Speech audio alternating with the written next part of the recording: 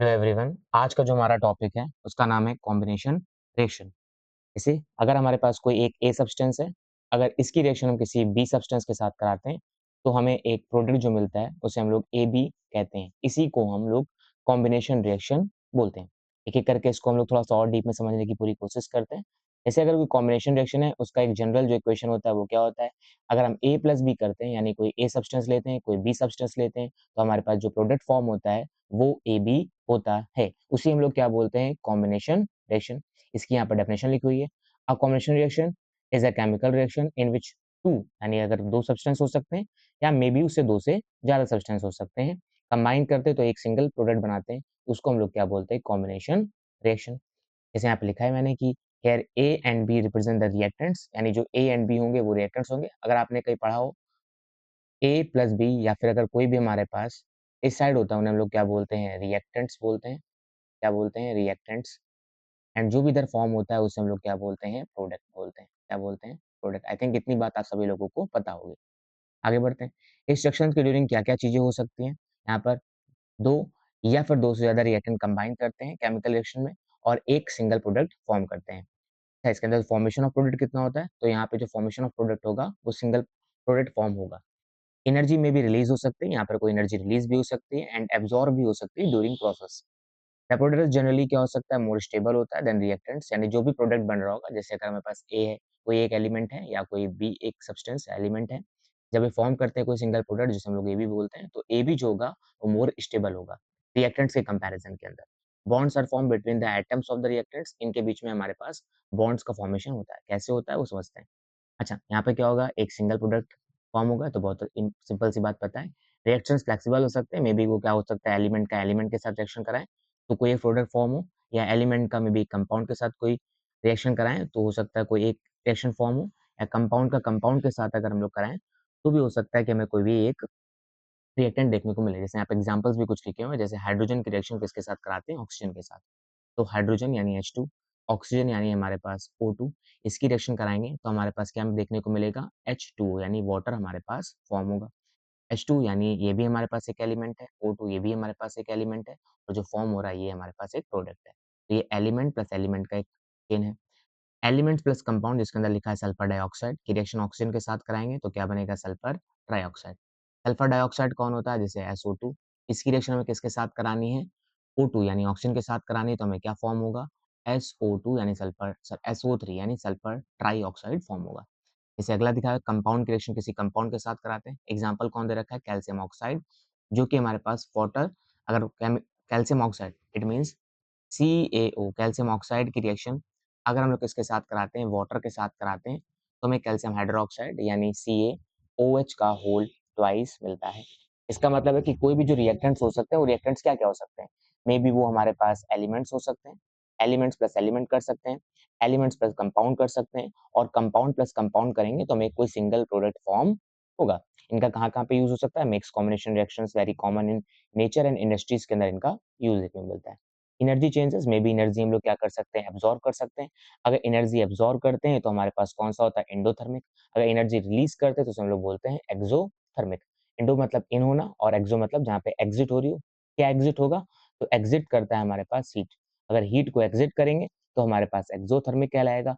अगर हीट को एब्जॉर्ब यानी इन करेंगे, यानी क्या कर सकते हैं, इन करेंगे, तो उसे हम लोग बोलते हैं क्या, एंडोथर्मिक रिएक्शन को बोलते हैं। प्रोडक्ट स्टेबिलिटी तो हमारे पास देखेंगे तो यहाँ पर जो भी प्रोडक्ट फॉर्म हो रहा होगा, जैसे यहाँ पर ए बी प्रोडक्ट फॉर्म होता है, में ये काफी ज्यादा क्या होता है, स्टेबल होता है। इसकी जो स्टेबिलिटी होती है वो रिएक्टेंट्स के कंपैरिजन में काफी बेटर होती है। सभी रिएक्शंस कराएंगे कुछ और फर्स्ट। अब रियल लाइफ एग्जांपल्स के अंदर अभी मैंने आपको बता ही दिया कि अगर हमारे पास H2 क्या कर रहा है, वाटर या फिर एक एलिमेंट है, हाइड्रोजन और प्लस हमारे पास ऑक्सीजन है, इसकी दोनों की जब रिएक्शन कराते तो हमारे पास क्या फॉर्म होता है, H2 यानी वाटर का फॉर्मेशन देखने को मिलता है। This highly exothermic reaction is so energetic that is power rocket engines के अंदर इनका यूज किया जाता है। अगला है मैग्नीशियम रिबन, और ये बोर्ड के पर्सपेक्टिव से काफी इंपॉर्टेंट रिएक्शन देखने को मिलती है। क्या होता है, अगर मैग्नीशियम की रिएक्शन में किसके साथ कराते हैं, ऑक्सीजन के साथ कराते हैं, तो हमें मैग्नीशियम ऑक्साइड मिलता है। कैसे मिलता है, जैसे आपको सबको पता होगा कि मैग्नीशियम की वैलेंसी कितनी होती है, 2 होती है, एंड ऑक्सीजन की वैलेंसी भी कितनी होती है, 2। इनको क्रॉस मल्टीप्लाई कराएंगे तो फॉर्मूला क्या बनेगा, Mg2O2, एंड 2 से 2 हमारे पास क्या हो जाएगा, कैंसल आउट हो जाएगा, तो हमारे पास जो मेन प्रोडक्ट बनेगा वो हमारे पास MgO यानी मैग्नीशियम ऑक्साइड बनेगा। अच्छा, इसके बारे में कुछ-कुछ बहुत सिंपल सी बात आपको ध्यान रखनी होती है, एग्जामिनेशन के पॉइंट ऑफ व्यू से काफ़ी इंपॉर्टेंट है। व्हाइट पाउडरी ऐश होता है, the reaction product is a brilliant white flame इसके अंदर निकलता है। कहाँ इसका डेमोंस्ट्रेशन देखने को मिल सकता है? स्कूल लैबोरेटरीज़ के अंदर इसको इलस्ट्रेट किया जाता है और ये एक्ज़ोथर्मिक कॉम्बिनेशन रिएक्शन का एक बेहतर एग्जाम्पल देखने को मिलता है। नेक्स्ट देखेंगे स्लेट लाइम का बनना और काफ़ी इंपॉर्टेंट है ये भी एग्जामिनेशन के पॉइंट ऑफ व्यू से। TaO कैल्शियम ऑक्साइड की जब वाटर के साथ रिएक्शन कराते हैं, जैसे आपने अपने घर के अंदर भी देखा होगा, चूना देखते हैं आप, तो चूना जब आप क्या करते हो इसकी रिएक्शन वाटर के साथ कराते हो तो आपने देखा होगा कि क्या बनाता है, कैल्शियम हाइड्रोक्साइड बनाता है और प्लस काफ़ी ज़्यादा हीट भी क्या करता है, रिलीज़ करता है। देखा है? क्विकलैम जिसे हम लोग कैल्शियम ऑक्साइड के नाम से जानते हैं, reacts with water to produce slaked lime यानी कैल्शियम हाइड्रोक्साइड फॉर्म करता है। This reaction release a large amount of heat. अगर लार्ज अमाउंट ऑफ हीट को रिलीज़ कर रहा होगा, अगर हीट को रिलीज़ करेगा तो कौन सी रिएक्शन हो जाएगी? एक्ज़ोथर्मिक कॉम्बिनेशन रिएक्शन, एक्ज़ोथर्मिक। अगला है रस्ट फॉर्मेशन। इसको रस्टिंग में काफ़ी अच्छे से इसको क्वेश्चंस को पूछता है कि रस्टिंग क्या होता है, what is rusting and rusting के अंदर इस केमिकल रिएक्शन का काफ़ी यूज़ होता है। क्या होता है? अगर आयरन है हमारे पास, आयरन को हम लोग वाटर के रिस्पेक्ट में एंड एयर के रिस्पेक्ट में लेकर आते हैं यानी ऑक्सीजन के रिस्पेक्ट में लेके आते हैं तो उसके अंदर क्या होना चालू हो जाता है? रस्टिंग या कोरोजन होना चालू हो जाता है। तो अगर Fe की रिएक्शन किसके साथ कराएँगे? O2 के साथ कराएँगे प्लस XH2 यानी वाटर के X मॉलिक्यूल्स के साथ इनकी रिएक्शन कराएँगे। तो हमारे पास जो जंग लगेगी यानी रस्टिंग होगी वो Fe2O3.XH2O के फॉर्म में देखने को मिलेगी। आपने जैसे देखा होगा घर के अंदर जो हमारे पास अपने गेट होते हैं, अगर वो आयरन के गेट हैं, तो उसको क्या होता है ह्यूमिडिटी मिल जाती है, प्लस वाटर मिल जाता है। क्या-क्या? आयरन को ह्यूमिडिटी यानी एयर एंड प्लस क्या मिल जाएगा? वाटर मिल जाएगा। तो ये क्या बना लेगा? Fe2O3 ये बात आप ध्यान रखेंगे। एग्जामिनेशन के पॉइंट ऑफ व्यू से ये भी काफ़ी इंपॉर्टेंट रिएक्शन है। बट इसको डायरेक्ट कॉम्बिनेशन रिएक्शन में नहीं पूछता है। इसको रस्टिंग के अंदर हमारे पास इसको क्वेश्चन को फॉर्म किया जाता है। ये वाली आपकी काफ़ी इंपॉर्टेंट रिएक्शन है and magnesium oxide plus magnesium plus oxygen की जो रिएक्शन होती है, ये भी काफ़ी ज़्यादा इंपॉर्टेंट है बोर्ड के पर्सपेक्टिव से। नेक्स्ट देखेंगे कैरेक्टरिस्टिक्स ऑफ कॉम्बिनेशन रिएक्शंस कि जो भी कैरेक्टरिस्टिक्स होते हैं, यानी कॉम्बिनेशन रिएक्शन किस-किस तरीके से फॉर्म होता है। अभी मैंने पीछे पहला बताया था मैंने आपको कि अगर एलिमेंट प्लस एलिमेंट करते हैं, एग्जांपल दे रखा है कि सोडियम की रिएक्शन आप किसके साथ कराते हो, क्लोरीन के साथ अगर आप कराते हो तो आपको क्या मिलता है? सोडियम क्लोराइड देखने को मिलता है। सोडियम क्लोराइड देखने को मिलता है। ये हम लोग बोल सकते हैं एलिमेंट प्लस एलिमेंट का यूज़ करके हम लोग कोई भी एक प्रोडक्ट फॉर्म करेंगे, उसे हम लोग बोलते हैं कॉम्बिनेशन रिएक्शंस। यहाँ पे रिएक्टेंट्स और कैसे हो सकते हैं? मे बी रिएक्टेंट एक एलिमेंट हो और दूसरा रिएक्टेंट कोई कंपाउंड हो। जैसे यहाँ पे SO2 एक कंपाउंड है एंड O2 हमारे पास एलिमेंट की तरह बिहेव कर रहा है। जो तो प्रोडक्ट फॉर्म हो रहा है वो सल्फर ट्राई ऑक्साइड फॉर्म हो रहा है। सेम यहाँ देखेंगे तो कंपाउंड की रिएक्शन कंपाउंड के साथ कराएँगे तो कोई एक सिंगल प्रोडक्ट फॉर्म होगा। जैसे CaO प्लस H2O है तो क्या बनेगा हमारे पास? कैल्शियम हाइड्रोक्साइड प्लस यहाँ पर हीट भी रिलीज़ होती है तो इसको थोड़ा-सा ध्यान रखेंगे। अब देखेंगे यहाँ पर सिंगल प्रोडक्ट फॉर्मेशन तो मैंने आपको बता ही दिया कि हाइड्रोजन की रिएक्शन ऑक्सीजन के साथ कराते हैं तो वाटर मिलता है। ये एक सिंगल प्रोडक्ट है। एक्ज़ोथर्मिक नेचर कैसा हो सकता है? The majority of combination reaction are exothermic. Exothermic का मतलब है एक्ज़ो एक्ज़ोथर्मिक एक्ज़ोथर्मिक का मतलब है कि जहाँ पर हमारे पास क्या रिलीज़ होगी? हीट रिलीज़ होगी उसे हम लोग कौन सी रिएक्शन बोलते हैं? एक्ज़ोथर्मिक रिएक्शन देते हैं। जैसे एग्ज़ाम्पल के अभी मैंने आपको पीछे बताया था कि CaO कैल्शियम ऑक्साइड की रिएक्शन अगर हम लोग किसके साथ कराते हैं?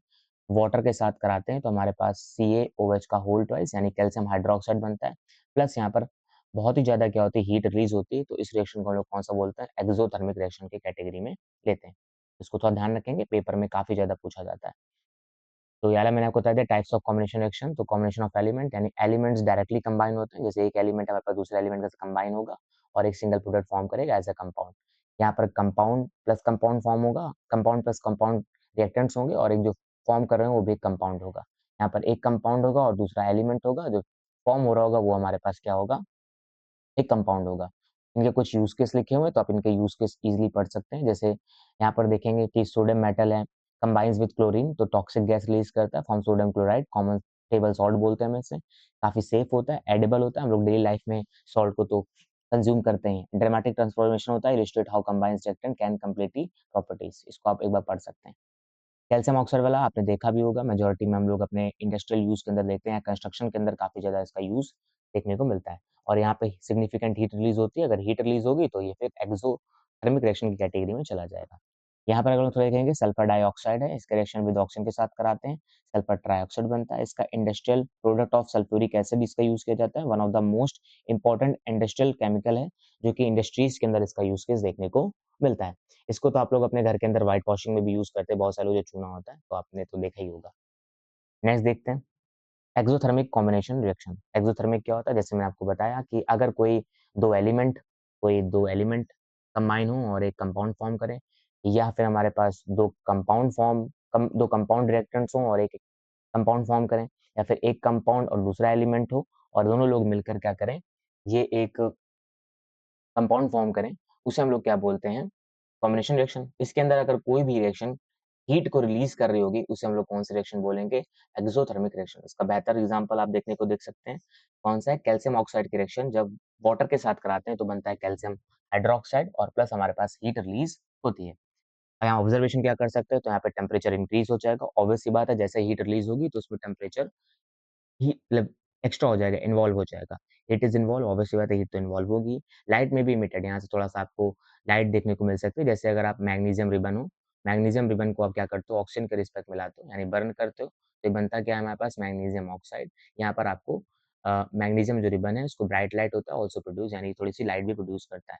और क्या हो सकता है? साउंड में भी अक्कर, जैसे आपने देखा होगा cracking sound can be previously exothermic reaction. जब भी कभी हल्का-सा हिसिंग सा साउंड फॉर्म होता है, हल्की सी हिसिंग होती है, जब भी आप रिएक्शन कोई करा रहे हो तो उसके साथ पॉप साउंड या हिसिंग सा साउंड आपको देखने को मिलता है। कौन से रिएक्शन के अंदर? एक्ज़ोथर्मिक रिएक्शन के अंदर देखने को मिलता है। एक्ज़ोथर्मिक कॉम्बिनेशन रिएक्शन के अंदर आपको मेनली देखने को मिलता है। जैसे व्हाइट वॉशिंग के अंदर यूज़ कर सकते हो, अभी मैंने आपको थोड़ी देर पहले बताया था कि कैल्शियम ऑक्साइड जो होता है वो घरों के अंदर व्हाइट वॉशिंग के लिए यूज़ किया जाता था। पहले जो गाँव के अंदर घर होते थे उसके अंदर चूने से व्हाइट वॉशिंग की जाती थी। अगला कंस्ट्रक्शन के अंदर यूज़ कर सकते हो, the heat and the product of this reaction are used in the preparing mortar, plaster of building के अंदर या कंस्ट्रक्शन के अंदर हम लोग यूज़ कर सकते हैं। सेल्फ हीटिंग कैन्स होते हैं, some military rations packs are used as exothermic combination reaction to heat food without external heat, यानी उनको हीट देने के लिए भी मतलब बाहर से आपको कोई हीट ना देनी पड़े, तो उस रिएक्शन के ड्यूरिंग ही आप हीट प्रोड्यूस कर देंगे, जिसको उसको थोड़ा-सा एडवांटेज मिलेगा। एंड हेड वार्मर्स, तो ये भी आप एक बार रीड कर लेंगे तो आई थिंक आपको समझ में आ जाएगा। नेक्स्ट हमारे पास है एंडोथर्मिक कॉम्बिनेशन रिएक्शन। एंडोथर्मिक का मतलब है जहाँ पर हीट एब्ज़ॉर्ब हो रही हो। जैसे यहाँ पर देखेंगे, अगर हमारे पास नाइट्रोजन है, नाइट्रोजन की रिएक्शन ऑक्सीजन के साथ कराते हैं तो क्या बनता है? नाइट्रोजन ऑक्साइड बनता है हमारे पास। तो इसके अंदर हमारे पास एब्ज़ॉर्ब हो रही होती है। जैसे मैंने आपको पहले ही बता दिया था, थोड़ा-सा आप एक बार रिकॉल कर लीजिए। अगर एक्ज़ोथर्मिक है यानी एग्ज़िट हो रहा होगा। क्या एग्ज़िट होगा? हीट को आप बाहर रिलीज़ कर दोगे। और अगर हमारे पास एंडोथर्मिक है, कौन है? एंडोथर्मिक या एंडोथर्मिक कॉम्बिनेशन रिएक्शन, ये भी पेपर में काफ़ी ज़्यादा पूछा जाता है, डिफरेंशिएट करने को बोलता है। एंडोथर्मिक और एक्सोथर्मिक में डिफरेंशिएट करने के लिए। एंडोथर्मिक के अंदर अगर हम थोड़ा ध्यान से देखेंगे, तो इसके अंदर जो हीट होती है, वो एब्ज़ॉर्ब होती है। क्या होती है? हीट एब्ज़ॉर्ब होती है। क्योंकि ऐसा क्यों होता है? कोई भी अगर आप रिएक्शन करा रहे होंगे, तो उसके अंदर या तो आप हीट रिलीज़ करेंगे, या तो आप हीट क्या करेंगे? एब्ज़ॉर्ब करेंगे, क्योंकि किसी भी केमिकल रिएक्शन को कराने के लिए कुछ चीज़ें इम्पोर्टेंट होती हैं। किसी भी केमिकल रिएक्शन को आपको हीट देना पड़ता है, या कोई भी केमिकल रिएक्शन अगर हो रही होती है, तो उस केमिकल रिएक्शन के ड्यूरिंग हीट रिलीज़ भी हो सकती है। तो यहाँ पे ध्यान रखना पड़ेगा आपको कि हीट क्या होगी आपके लिए रिक्वायर्ड होगी। अगर बिना हीट के तो ऑब्वियस सी बात है एंडोथर्मिक कॉम्बिनेशन रिएक्शन हो ही नहीं पाएगा। इससे यहाँ पर क्या हो रहा है?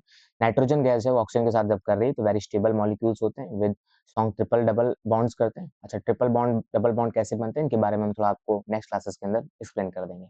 वेरी हाई टेम्परेचर कितना चाहिए होता है इनको?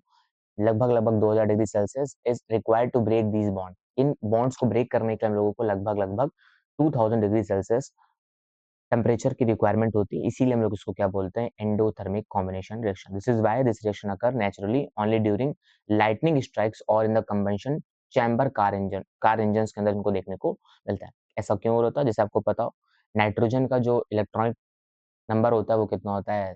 7 होता है, तो 2 और 5 यानी लास्ट ऑर्बिटल 5 यानी इनकी जो बॉन्डिंग होगी, नाइट्रोजन और नाइट्रोजन के बीच में ट्रिपल बॉन्ड देखने को मिलता है।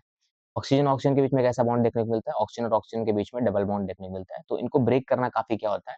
मुश्किल होता है, इसलिए इनको टेम्परेचर देना पड़ता है। जैसे कोई भी इंसान हो, उसको तोड़ना थोड़ा-सा मुश्किल होता है, तो उसको तोड़ने के लिए हम लोग क्या करेंगे? या तो उसको 1-2 लगा देंगे, या फिर उसको थोड़ा-सा टेम्परेचर दे देंगे। जैसे कोई स्टूडेंट होता है, वो पढ़ाई नहीं कर रहा होता ढंग से, तो उसको फिर टीचर क्या करता है? 1-2 लगा देता है। जैसे वो 1-2 लगाता है, तुरंत ही वो वर्किंग इन नेचर हो जाता है। सिमिलरली यहाँ पे भी होता है कि नाइट्रोजन के पास ट्रिपल बॉन्ड है, तो इतनी जल्दी तो ब्रेक होगा नहीं। ऑक्सीजन के पास डबल बॉन्ड है, ये भी इतनी जल्दी ब्रेक नहीं होगा। इनको क्या देना पड़ेगा? टेम्परेचर। अप्रॉक्सिमेट कितना टेम्परेचर होता है? 2000 डिग्री सेल्सियस टेम्परेचर होता है, जिससे ये बॉन्ड्स क्या होंगे, ब्रेक होंगे। बॉन्ड्स ब्रेक होने के बाद फिर ये कोई सिंगल प्रोडक्ट फॉर्म करेंगे। आई थिंक इतनी सभी को बात मेरी समझ में आई होगी। वेरी हाई टेम्परेचर ऑफन लगभग कितना होता है, 2000 डिग्री सेल्सियस। इतनी बात आप सभी लोगों को ध्यान रखनी है। नेक्स्ट, कोई अगर इंपॉर्टेंट पॉइंट्स है इसको एक बार आप पढ़ सकते हैं। Formation of water are detail study, जिसे यहाँ पे देखेंगे फॉर्मेशन ऑफ वाटर किस तरीके से होता है। तो आपको पता है अगर हमारे पास वाटर है, सॉरी हाइड्रोजन है, प्लस हमारे पास ऑक्सीजन है, इसको फॉर्म जब करते हैं तो क्या बनता है, H2O बनता है, प्लस हमारे पास एनर्जी निकलती है। अगर एनर्जी निकलेगी तो ये ऑब्वियस सी बात है क्या हो जाएगा, एक्सोथर्मिक कॉम्बिनेशन रिएक्शन का एग्जांपल हो जाएगा। अब ये रॉकेट फ्यूल्स के अंदर है, combination of hydrogen with oxygen is used rocket engines के अंदर, जैसे like space shuttles main engines के अंदर यूज करते हैं। फ्यूल सेल्स के अंदर यूज करते हैं, एनर्जी जनरेशन के लिए भी इनका यूज किया जाता है, लाइफ ऑन अर्थ एंड स्टोकेमिस्ट्री। तो ये आप एक बार रीड कर लेंगे तो आपको समझ में आ जाएगा। वैसे इतना कुछ ये खास इंपॉर्टेंट नहीं है, बट आपको ये रिएक्शन थोड़ी सी आपको ध्यान रखनी है।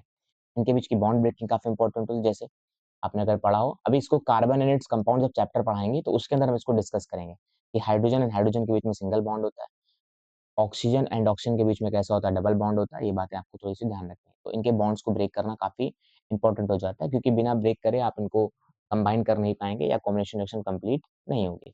एटॉमिक रीअरेंजमेंट भी देखने को मिल सकता है इनके अंदर, आप पढ़ सकते हैं एक बार, इनको भी रीड कर लीजिएगा, इतना कुछ खास इंपॉर्टेंट नहीं है। Burning of magnesium ribbon and की टेकन्स, तो हमारे पास कोई एक ए एलिमेंट है, कोई बी एलिमेंट है, या कंपाउंड हो सकता है, या फिर एक एलिमेंट एक कंपाउंड हो सकता है, कोई सिंगल प्रोडक्ट फॉर्म करेंगे जिसे हम लोग ए बी बोलते हैं।